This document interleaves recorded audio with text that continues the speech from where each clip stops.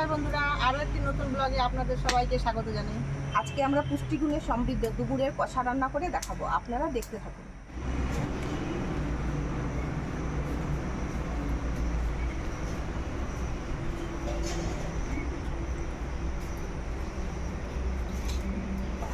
চলে এসছি বন্ধুরা, এরকম হয় থোকা থোকা গাছের মধ্যে ডুমুর।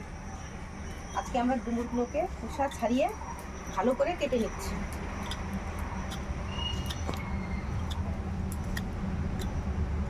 ডুমুরের বিচিগুলো ছাড়াতে হবে।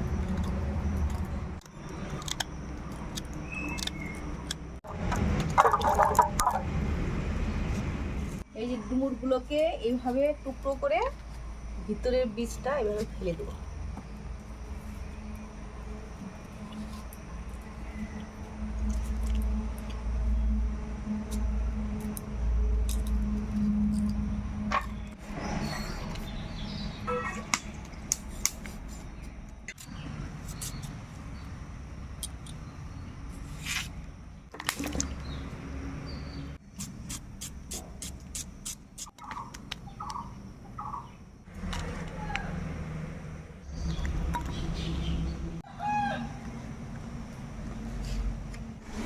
কড়াইটা বসিয়ে দিলাম,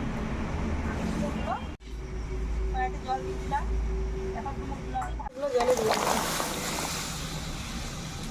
হলুদ আর একটু লবণ দিয়ে দেবো।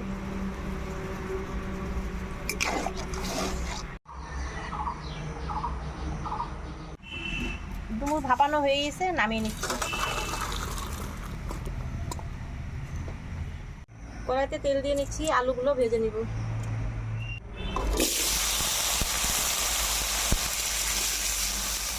ভাজা হয়ে গেছে, আলুটা নামিয়ে নিচ্ছি। আমি ডুমুরটাও ভেজে নিব। ভাজা হয়ে গেছে, আমি নামিয়ে নিব। গোটা গরম মশলা, তেজপাতা, শুকনো লঙ্কা সম্বারে দিলাম। পেঁয়াজ, রসুন, আদা,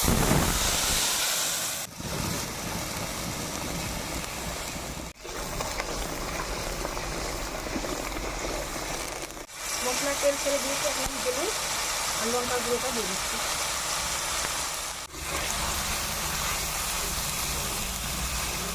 একটু আমি চিনি দিয়ে দিব। ডুমুর আলু দিয়ে দিচ্ছি।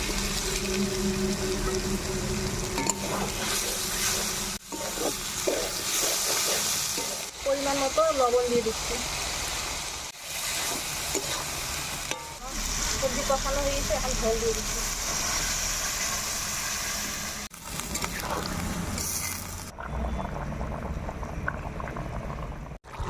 আমার সবজি হয়ে গেছে, এখন গরম মশলা দিয়ে আমি নামিয়ে নেব।